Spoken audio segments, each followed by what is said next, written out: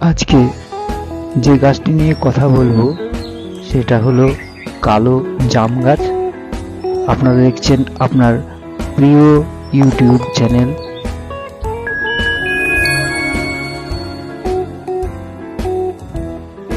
প্রথম বছর গাছটিতে কোনো ফুল আসেনি। এবছর একটা গাছে সার দেবো, ইনস্ট্যান্ট যে সারগুলো আমি ব্যবহার করি সেই সারগুলো দেবো।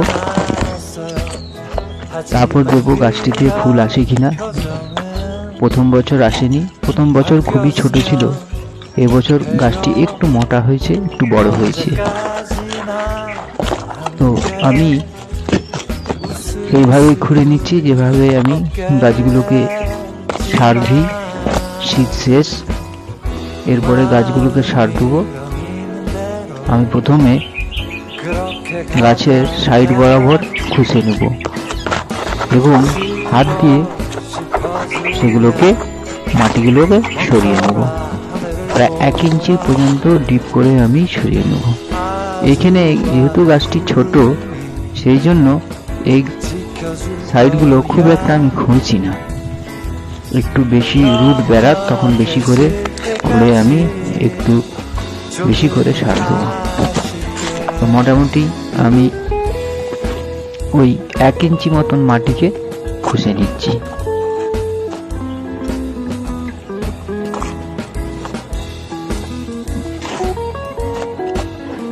এইভাবে আপনারা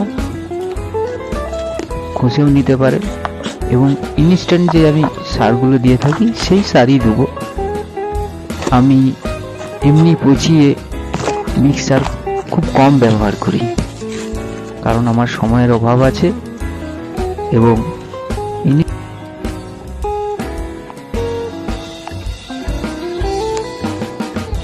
এরপর আমি এখানে নিয়ে নিয়েছি আমার সেই সার।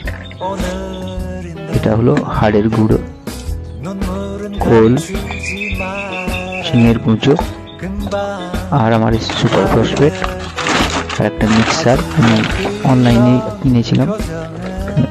মিক্সারটা খুব কাজে দিচ্ছে।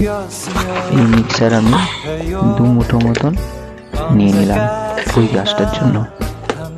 আর নিয়ে নেবো হাড়ের গুঁড়ো একটু কম করে, ওই 3 চামচ মতন, 2 চামচ নিলেও হবে। এখানে আমি গুঁড়ো ফল নিয়ে নিচ্ছি। গুঁড়ো ফল নিয়ে নেবো আমি 2 মুঠো মতন। আর চিনকুচি নিয়ে নেবো আমি ওই 1/2 মুঠো বললেও চলে। আর সুপার ফসফেট নিয়ে নেবো আমি এখানে 1 চামচ মতো নিয়ে ভালো করে এটাকে মাখিয়ে নেব। যেহেতু ছোট গাছ খুব একটা বেশি সার আমি প্রয়োগ করব না, কম সার আমি প্রয়োগ করব। এবারে সারগুলো সেই 1 ইঞ্চি মতো ডিপ করে কেটে নেওয়া সেই জায়গায় আমি ভালো করে ভর্তি করে নেব। এইভাবে আপনারা ছোট গাছে এইভাবে সারটা দিবেন। খুব একটা খোঁড়াখুড়ি এই গাছে করবেন না, কারণ গাছ তো ছোট, তাই সহ্য করতে নাও পারে। এই বছর আমি মনে করছি এর ফুল আসতে পারে, কারণ ওরা নার্সারিতে বলেছিল যে প্রথম বছরই ফুল চলে আসবে, কিন্তু আসেনি। তো আমি ছোট গাছে খুব একটা ফুল নিই না, বড় হলেই সে গাছে আমি ফুল ফলের আশা করি। এই জন্য এটা 2য় বছর হচ্ছে। 2য় বছর আমি সার দিচ্ছি। সার দেওয়ার এরপর আমি মাটিগুলোকে আমি ঢেকে দেবো।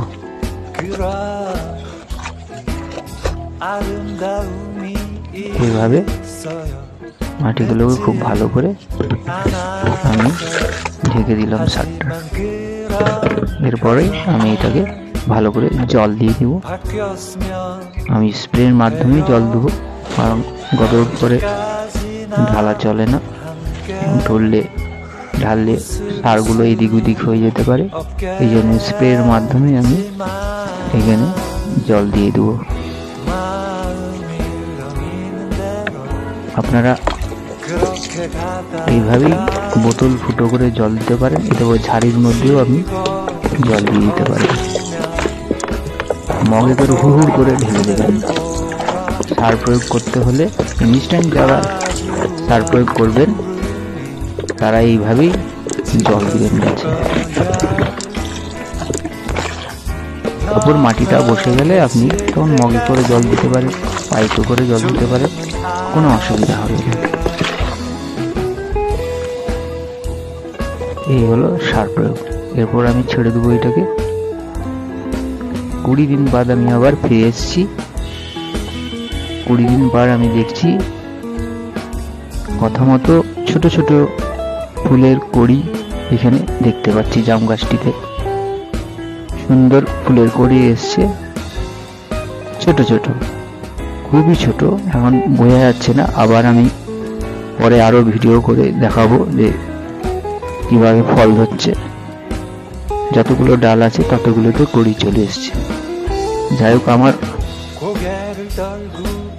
অনুমানটা সঠিক হয়েছে যে এরপর কিছু ফ্রুট দিবে। আর সারটাও খুব কাজে লেগেছে। সারটা পরিমাণ মতো হয়েছে, ঠিক হয়েছে। গাছটা একটু সতেজ হয়েছে, ফুল দিচ্ছে। পরের বছর আমি মনে করি এটার থেকে প্রচুর ফল ফুল আমি পাবো। সবাইকে ধন্যবাদ। চ্যানেলটিকে সাবস্ক্রাইব করবেন। নমস্কার।